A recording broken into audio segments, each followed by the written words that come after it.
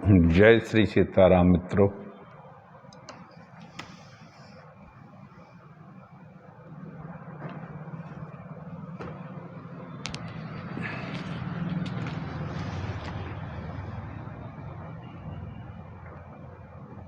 कल तक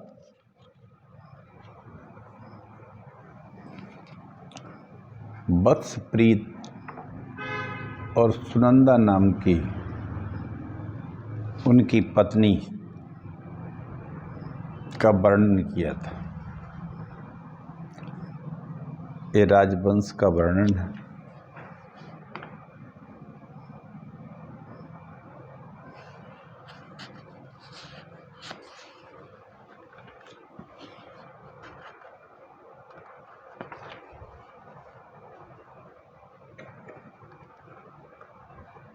इस वत्सप्रिय राजा के 12 पुत्र हुए।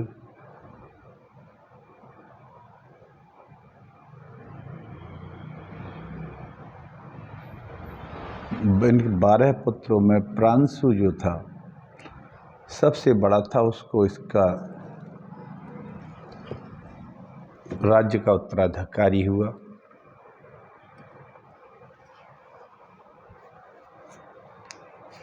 एक छोटा सा मंगलाचरण करते हैं।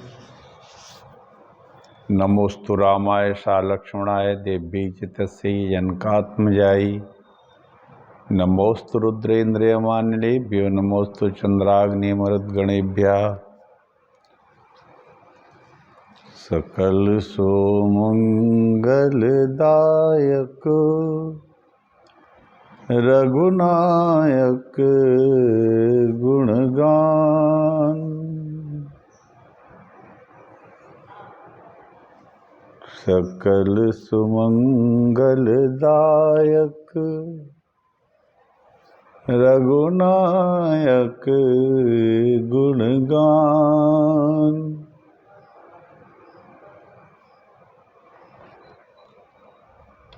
भगवान राम जी का गुणगान सभी मंगलों का देने वाला है। ये भव सागर से उतार देता है, पार कर देता है।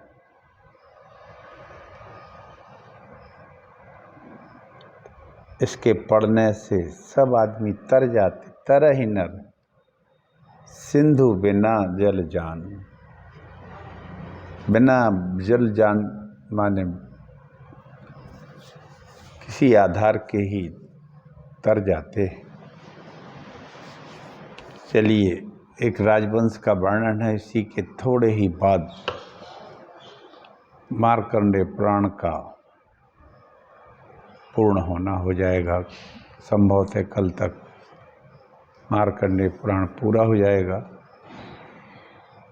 एक खनित्र नाम के राजा हुए हैं। वो प्रांशु जो वत्सप्रिय जो मैंने कल कही थी, उनके 12 पुत्र हुए। उसमें प्रांशु जो बड़ा पुत्र था उसको राज्य का पूरे बस राजा बनाया गया। वो उसने बड़े भारी यज्ञ किए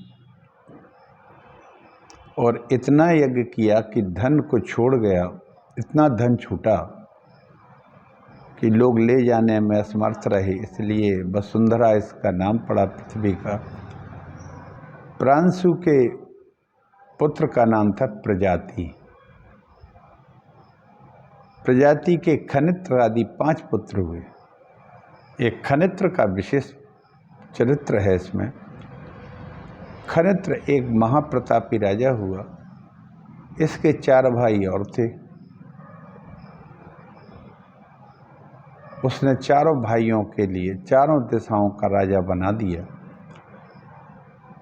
और केंद्र की सत्ता खनित्र ने अपने पास रखी। परंतु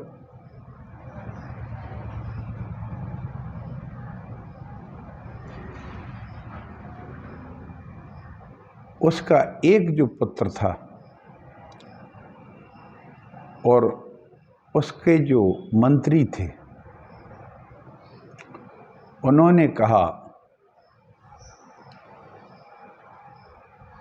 कि राजा का कोई मित्र नहीं होता। राजा अपने राज को भोगता है और राजा का राज ही बढ़ाना, उसकी सीमाओं का विस्तार करना और राज्य करना ही उसका धर्म है।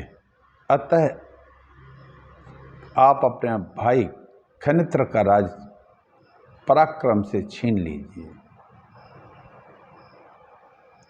हम इस लोक में ही आपको लाभ पहुंचा सकते हैं।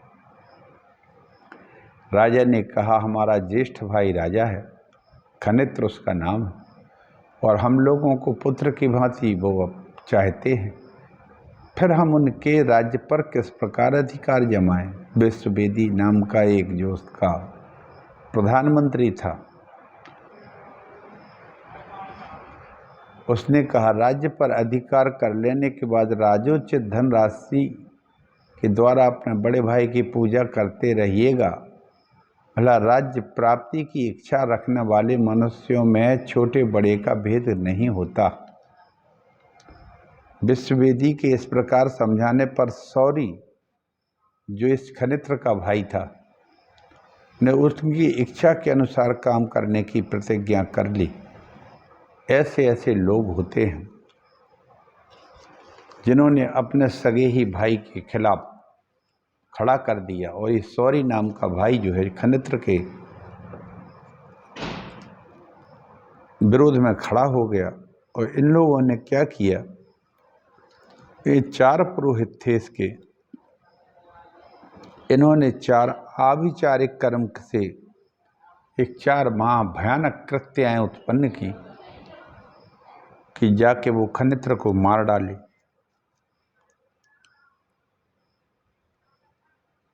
वे खनित्र के पास आईं। चूंकि राजा साधु पुरुष थे, अतः पुण्य समूह से वे कृत्याएं जो थीं आई थीं उसको मारने, वे सब लौट गईं और परास्त हो गईं। ये कृत्याएं जो आविचारिक कर्म से उत्पन्न की जाती हैं, ये अंत अपने गंतव्य तक जाती हैं। यदि वो वहाँ उसको मारने में सफल नहीं होती हैं तो उस भेजने वाले पर ही टूट पड़ती हैं, उसको मार देती हैं। तो वह वे लौट के आईं, खनित्र से परास्त हो गई और पुरोहितों को उन्होंने मार डाला, और साथ में विश्ववेदी जो उसका प्रधानमंत्री भी था वो उसको भी मार दिया। इस घटना से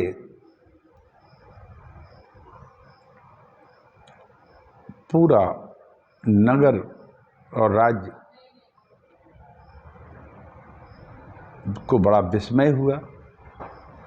खनित्र ने सुना कि भाइयों के पुरोहित भी मर गए, मंत्री विश्ववेदी भी मर गया, तब उन्हें बड़ा कष्ट हुआ। उन्हें पता लगा कि इन्होंने अभिचारिक कर्म किया है, इससे इनकी मृत्यु हुई। सब बातें महर्षि ने निवेदन की। खनित्र को बड़ा कष्ट हुआ कि हमारे कारण हमारे भाई और उनके पुरोहित सभी मारे गए। इसलिए उन्होंने अपना राज्य का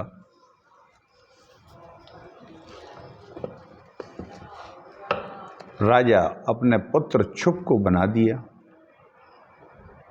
खनित्र के पुत्र क्षुप भी बड़े धर्मात्मा थे, बलवान थे, और खुद खनित्र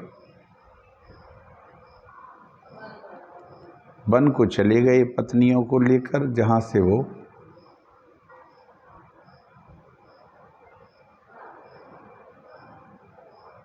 अपने परम धाम को प्राप्त हुए। राजा खनित्र का यह चरित्र सुनने पढ़ने पर मनुष्यों का पाप नष्ट हो जाता है। अब क्षुप जब राजा बना इनका, खनित्र का, इसने भी बड़े बड़े यज्ञ किए। इसके बाद उसका पुत्र विबिंसी हुआ। विभिंसी का खनि नेत्र हुआ, खनि नेत्र का करंदम हुआ, करंदम का पुत्र अवीक्षित हुआ और अवीक्षित का पुत्र मरुत नाम का महान धर्मात्मा पुत्र हुआ। इन राजाओं की वंशावली काफ़ी बड़ी है। इनमें सबसे ज़्यादा महत्वपूर्ण और बहुत अच्छे चरित्र का जो विस्तार है वो मरुत के चरित्र का है।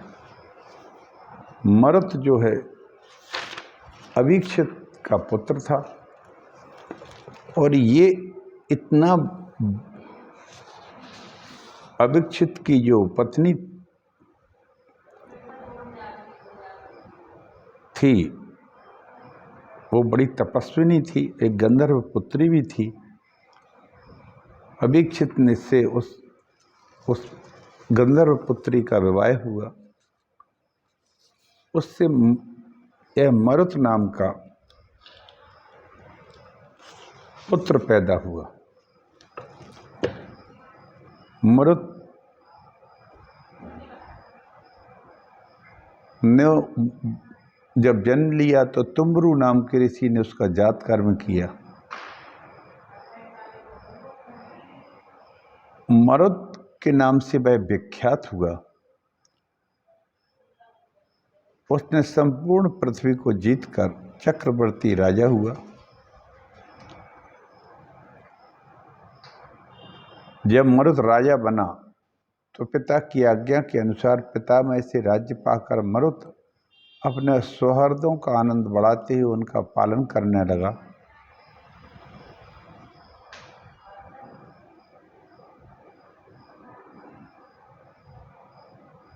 क्रौष्टुक जी बोले, भगवान आपने करंदम अवीक्षित का चरित्र तो विस्तार से कह दिया, अब मरुत का चरित्र सुनना चाहता हूँ। मार्कंडेय जी बोले, पिता के आदेश से पितामह का राज्य पाकर मरुत, इसमें एक विशेषता ये है कि मरुत को इनके पिता ने राजा नहीं बनाया था, क्योंकि इनका पिता जो है, उनका पिता करंदम जो था वो राजा रहे और उन्होंने मरुत को राज्य दे दिया था।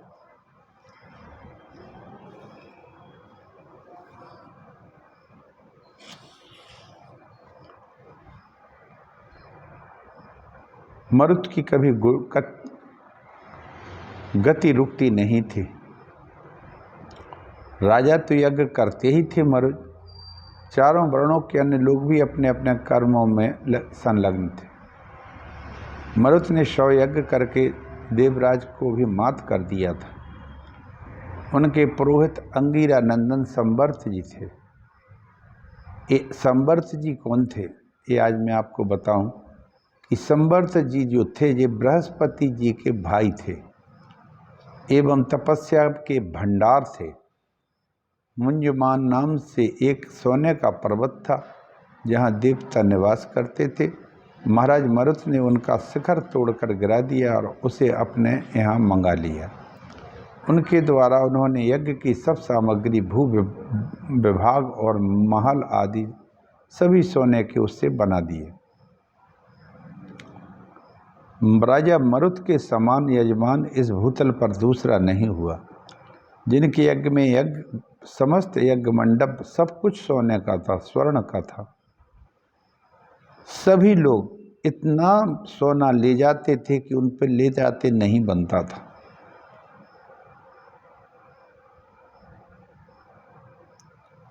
इंद्र जैसे देवता जो त्रिलोकी के राजा थे, वे भी भोजन परोसने का काम किया करते थे। राजा मरुत के यज्ञ में जैसा समारोह था वैसा किसी राजा के यज्ञ में कभी नहीं हुआ। जहाँ रत्नों का भंडार था, ब्राह्मणों ने दक्षिणा में मिला हुआ सारा धन सुवर्ण त्याग दिया था दूसरों के लिए। उस छोड़े हुए धन को पाकर कितने ही लोगों का मनोरथ पूरा हो गया और वे भी उसी धन से अपने अपने देश में पृथक पृथक अनेक यज्ञ करने लगे। यहाँ तक कि द्वापर में युधिष्ठिर ने भी महाराजा मरुत के छोड़े हुए धन से एक बड़ा भारी राजस्व यज्ञ किया। इतना भारी धन मरुत ने छोड़ दिया था अपने यज्ञों में।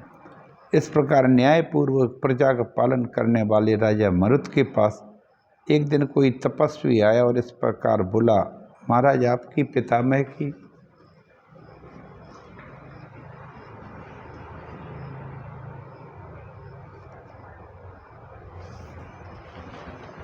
आपके पिता ने संदेश दिया है, तुम्हारे पितामह स्वर्गवासी हो गए हैं। मैं और वो मुनि के आश्रम पर रहकर तपस्या करती हूँ। मुझे तुम्हारे राज्य शासन में बहुत बड़ी त्रुटि दिखाई देती है। पाताल से सर्पों ने आकर आए यहाँ 10 मुनि कुमारों को डस लिया है। वह जलाशयों के जल को भी दूषित कर देता है। ये पसीने, मूत्र और भ्रष्टाचार से हविष्य को भी दूषित करते हैं। इनको दंड दीजिए।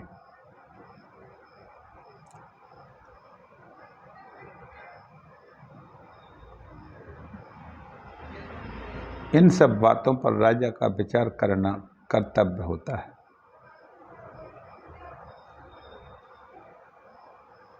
ऋषियों को सर्पों की ओर से भारी संकट प्राप्त हुआ है, उससे तुम नहीं जानते। मालूम होता है कि तुम गुप्तचर रूपी नेत्र से अंधे हो।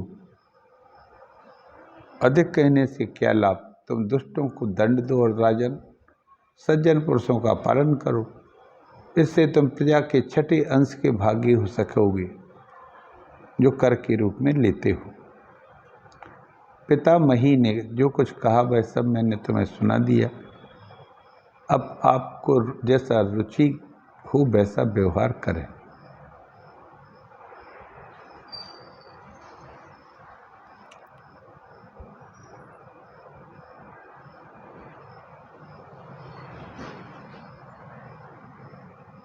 तब मरुत ने संपूर्ण नागों का संहार करने के संवर्तक नामक अस्त्र उठाया। तब उस महान अस्त्र के तेज से सारा नागलोक ही जल उठा। उस समय जो घबराहट हुई उससे नागों के मुख से हाथ माता इत्यादि निकलने लगा। कुछ सर्प अपने वस्त्र और आभूषण स्त्री पुत्रों को साथ ले पाताल त्याग कर मरुत की माता भामिनी की शरण में गई, जिसने पूर्व काल में उन्हें अभय दान दे रखा था। यह भामिनी जो थी मरुत की माता थी।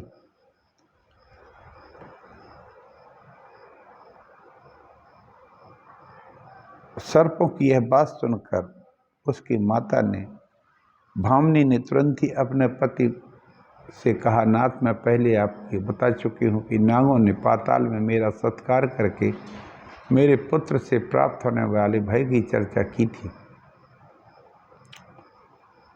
अभीक्षित जो मरुत के पिता थे, उन्होंने किसी भारी अपराध के कारण मरुत को कुपित हो गया था। मैं तुम्हारे पुत्र का क्रोध शांत करना कठिन मानता हूँ। राजन हम आपकी शरण में आए हैं। नागों ने कहा,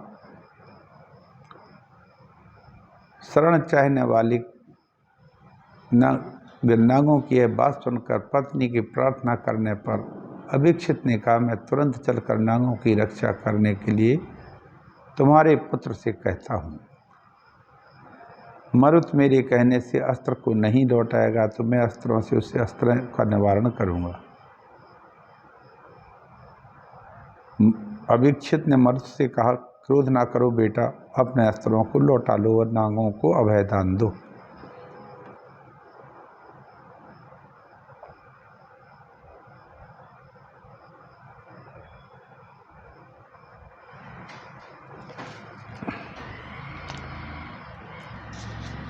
मरुत ने कहा कि पिताजी, मित्र हो, बंधु हो, पिता हो, मित्र, बंधु हो, पिता हो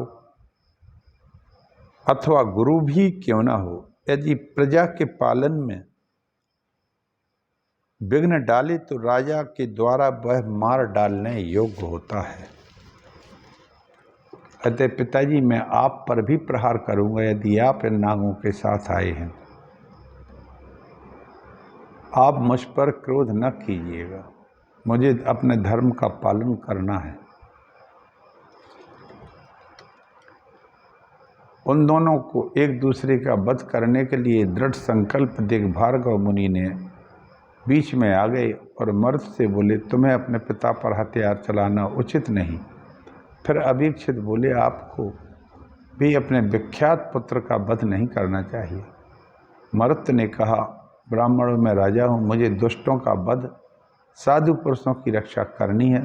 ये सर्प लोग दुष्ट हैं, मेरा इसमें क्या अपराध है। अभीक्षित बोले, मुझे शरणागत की रक्षा करनी है, वह उन्हीं शरणागतों का वध करता है, अतः मेरा पुत्र होने पर भी अपराधी है।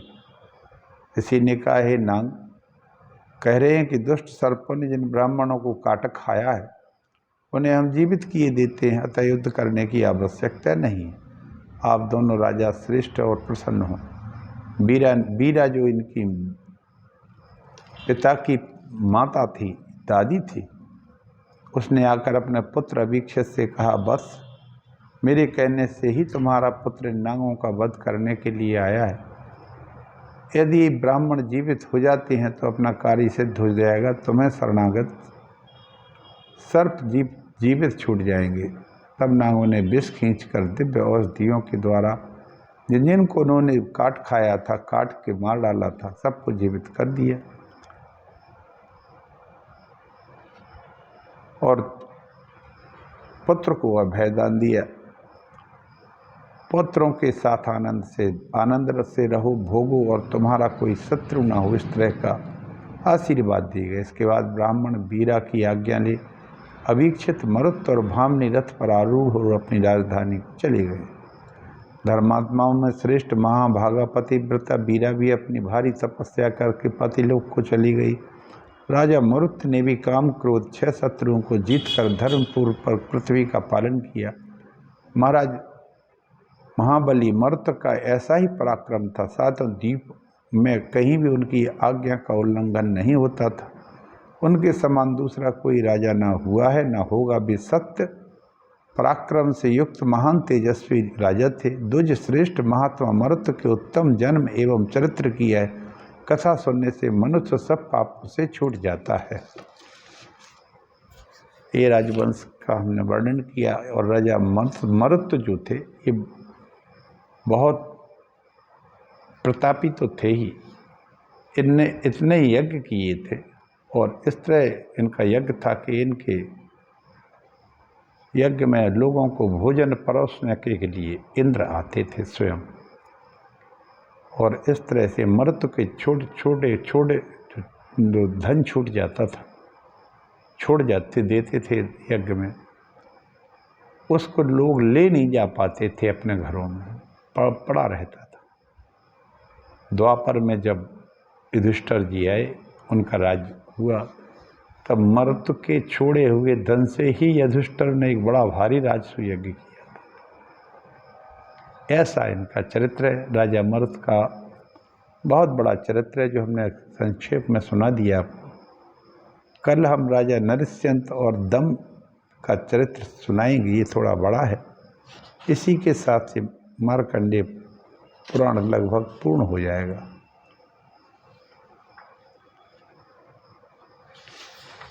आज मैं यहीं अपनी वाणी को विराम देता हूँ। ये राजवंशों के चरित्र इनमें इसलिए है, ये पुराणों का एक 5 जो पुराणों में प्रसंग रहते हैं, उसी में एक प्रसंग राजवंशों का भी रहता है। वे राजवंश जो थे उस समय के लोकतांत्रिक तरह के रहते थे। प्रजा की भलाई के लिए ही राजा बनते थे। यदि राजा प्रजा की भलाई, देश की रक्षा नहीं कर सकते थे तो वो छोड़ देते थे राज को, और जो उसके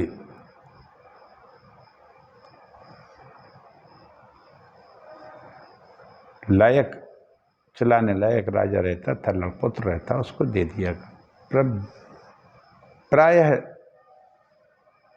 जो बड़ा पुत्र होता था उसी को राजा बनाया जाता था और उसी का राजतिलक होता था। छोटे भाई उसका राज चलाने में सहायक रहते थे। ऐसा इन राजवंशों के वर्णों का महत्व है। जय श्री राम मित्रों, इसी के साथ में अपनी वाणी को विराम देता हूँ।